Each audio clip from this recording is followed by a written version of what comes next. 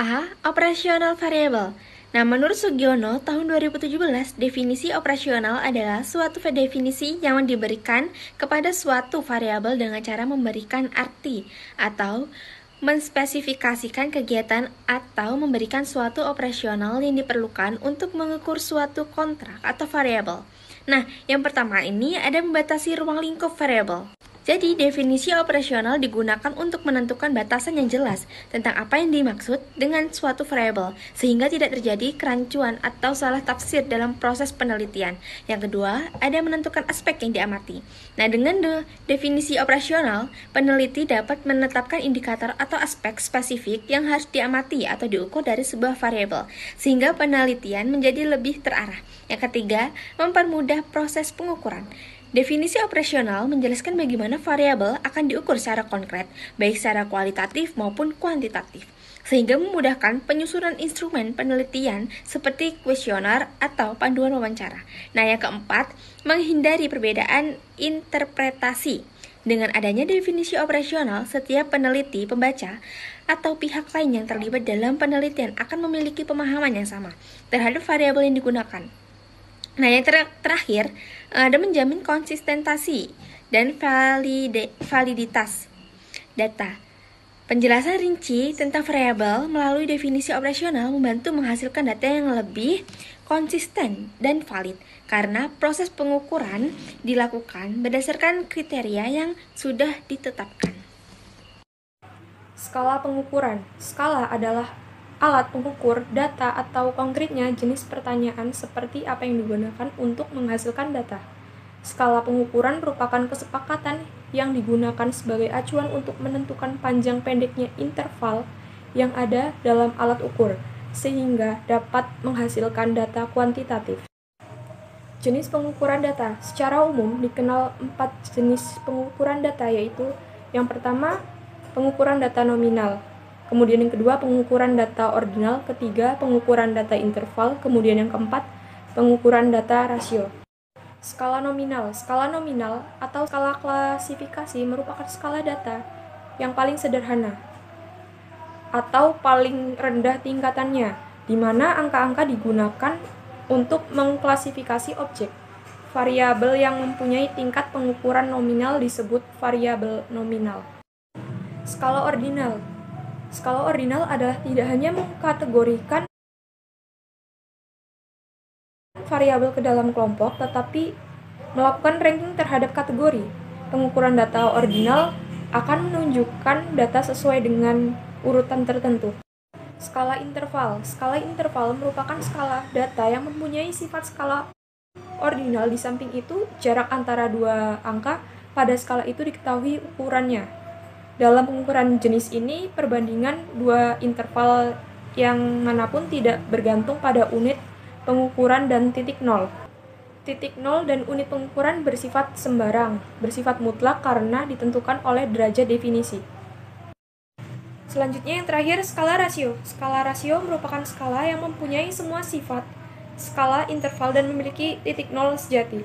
Skala rasio dapat ditransformasikan hanya dengan mengkalikan konstanta dan tidak dapat menjumlahkan konstanta tersebut. Selanjutnya, populasi. Dalam penelitian kuantitatif, populasi didefinisikan sebagai wilayah generalisasi yang terdiri dari objek atau subjek dengan karakteristik tertentu yang akan dipelajari untuk menarik kesimpulan. Sugiono dalam bukunya tahun 2013. Secara sederhana, populasi diartikan sebagai suatu objek yang memiliki karakteristik dan menjadi wilayah generalisasi dari suatu penelitian. Dapat berupa sekumpulan orang atau benda-benda lain yang ada di sekitar kita yang akan diambil datanya untuk selanjutnya ditarik kesimpulan. Secara umum, populasi dapat diklasifikasikan dalam 3 jenis, yaitu berdasarkan jumlah, berdasarkan sifat, dan berdasarkan perbedaan lain. Populasi berdasarkan jumlah terbagi menjadi 2. Yang pertama yaitu populasi terbatas atau populasi terhingga, yakni sumber data yang jelas batas-batasnya secara kuantitatif karena memiliki karakteristik yang terbatas. Misalnya, 3.000 orang narapidana di Indonesia pada awal tahun 1981 dengan karakteristik menghuni lembaga permasyarakatan sejak 1 Januari 1981 dijatuhi hukuman minimal 1 bulan. Kemudian populasi tak terbatas atau populasi tak terhingga, yakni sumber data yang tidak dapat ditentukan batas-batasnya sehingga tidak dapat dinyatakan dalam bentuk jumlah secara kuantitatif. Misalnya narapidana di Indonesia. Dalam keadaan seperti itu, jumlahnya tidak dapat dihitung sehingga hanya menggambarkan suatu kelompok objek secara kualitas dengan karakteristik yang bersifat umum, yakni orang-orang yang pernah, sedang, dan akan menjadi narapidana. Selanjutnya, populasi berdasarkan sifatnya dibagi menjadi dua, yaitu populasi homogen dan populasi heterogen. Populasi homogen adalah populasi yang unsurnya memiliki sifat yang sama, sehingga tidak perlu dipersoalkan jumlahnya secara kuantitatif. Sebagai contoh, seorang guru matematika memberikan 10 soal dengan submateri yang sama. Maka hal ini menunjukkan sekalipun guru memberikan 5 soal atau 1 soal saja, maka hasilnya akan tetap sama. Siswa hanya akan memahami submateri sebagai capaian pembelajaran. Kemudian populasi heterogen. Populasi ini dalam unsurnya terdapat sifat variasi sehingga ada batasan baik secara kuantitatif maupun secara kualitatif. Sebagai contoh, semua penelitian di bidang sosial yang objeknya manusia atau gejala-gejala dalam kehidupan manusia menghadapi populasi heterogen. Manusia sebagai objek adalah makhluk yang unik dan kompleks yang terdiri dari individu yang bervariasi, dalam arti berbeda satu dari yang lain dalam banyak hal atau aspek.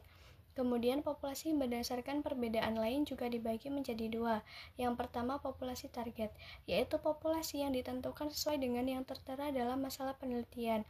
Yang kedua populasi survei, yaitu populasi yang terliput dalam penelitian yang sedang dilaksanakan. Sampel penelitian adalah sebagian dari populasi yang memiliki karakteristik tertentu dan dipilih sebagai unit analisis. Pengambilan sampel dari populasi disebut sampling. Sampling dilakukan karena lebih efisien dari segi biaya dan waktu, serta lebih praktis dibanding meneliti seluruh populasi. Sampel juga memiliki statistik tersendiri, dan perbedaan antara karakteristik populasi dan sampel disebut sampling error. Selanjutnya, probability sampling, yaitu ada 4 sampel random sampling. Setiap anggota populasi memiliki peluang yang sama untuk terpilih sebagai sampel.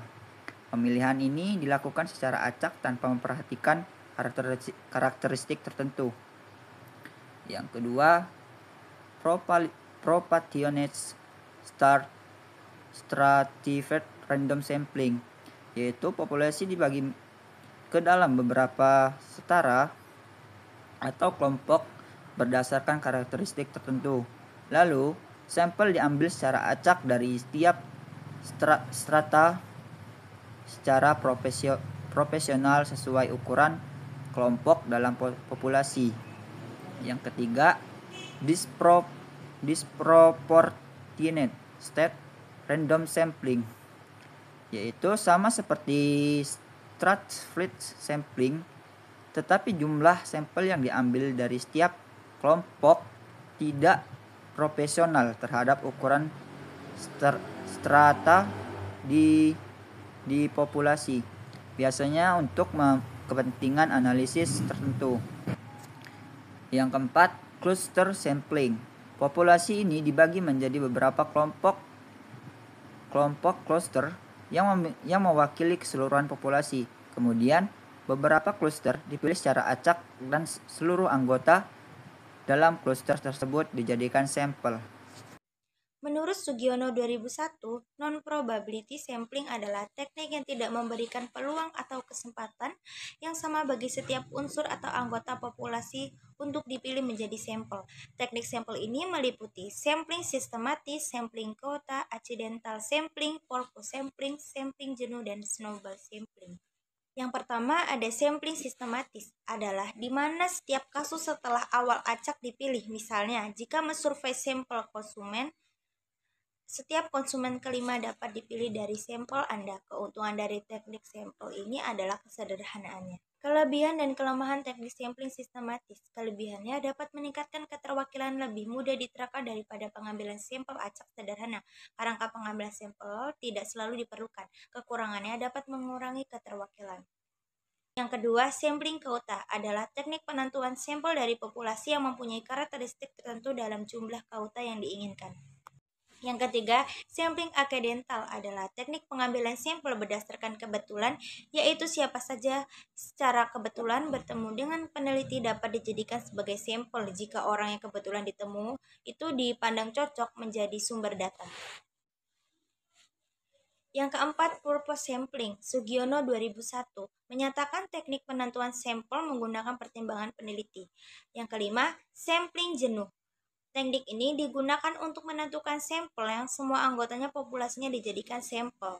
Yang terakhir, snowball sampling. Teknik ini adalah cara penentuan sampel yang mula-mula berjumlah kecil.